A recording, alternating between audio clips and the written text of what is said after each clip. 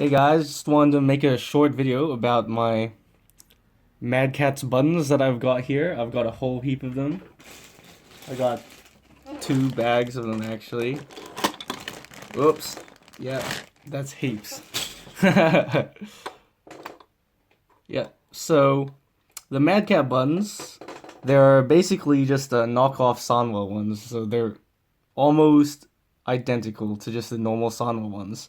But there's a couple tells that you can tell whether or not it's an original Sanwa, and it actually makes a really big difference. So let me show you right here.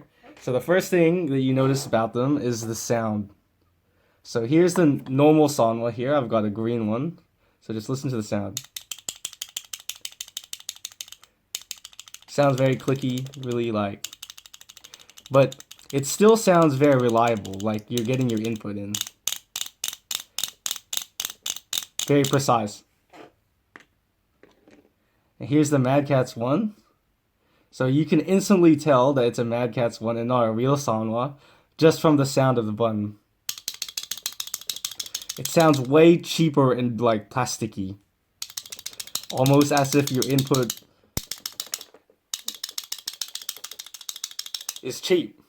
So it's kind of hard to trust them because from the outset they already sound really, really cheap. Yeah, that just sounds like it's gonna get broken. So the second more obvious way to tell if you can't like actually press the buttons is actual Sanwas have, you can see there it says, oops, I'll turn that around. So on the actual micro switch, I'll just try to get the lighting on that for you. On the actual micro switch, it says Sanwa on it, and on the button base, it says Sanwa on it as well. So those are original Sanwa parts. The Madcatz ones have nothing on the micro switch, so there's nothing on there. It's just plain, and they've actually got, I don't know if you can see that, it's like a tiny Madcatz logo up here. Yeah, there you go. So, you know, it's a Madcatz manufactured button. Let's see. So the micro switch is what makes that sound. So you can tell instantly which one's got the cheaper micro switch. Okay, but what if we don't want to use a micro switch and we just want to salvage some of the other parts of the button? So there's a couple design flaws that the Madcatz has on their one that Sanwa doesn't have. So Sanwa, you can remove the top plunger by pushing in here really easily. Just take it off, and then you can switch out for whatever color plunger you want. But the Madcatz ones are actually really hard to remove for no reason. So one out.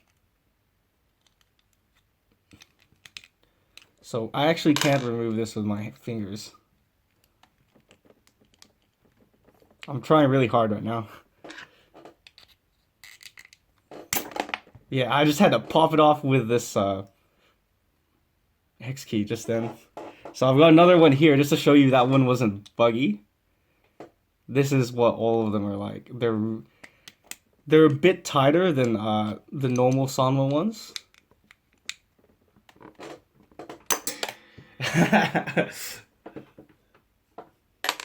So the reason why that is, so I'll just snap this one back into place.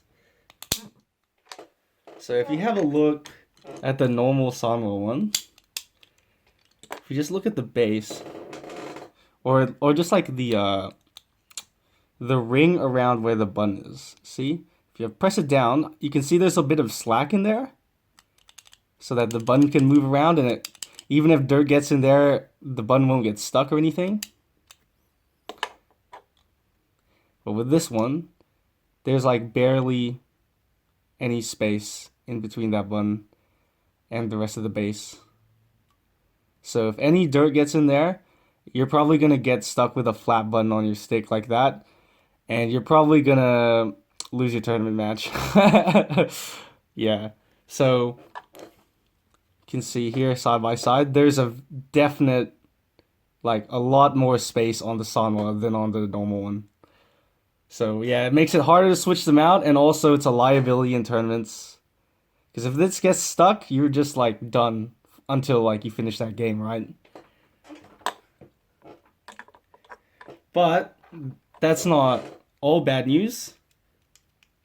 So we've determined that the micro switches are whack and the bases are also whack. So we're gonna do away with this. So I've got here a Sanwa micro switch and a Sanwa base. So you can see, yep, Sanwa. They're both Sanwa parts. But I've got the cap from the Madcatz one. So the cap is actually functionally the same. I have a feeling that the cap is more of a drum shape than the Sanwa one. The Madcatz cap. Like, it doesn't, the sides don't curve down as much to make it easier to like double tap or anything like that. But it's like pretty much the same. It's really hard to tell the difference between just the caps. And if I push it in there, so that's the cap there on top of the Sanwa base. And if you actually listen to it,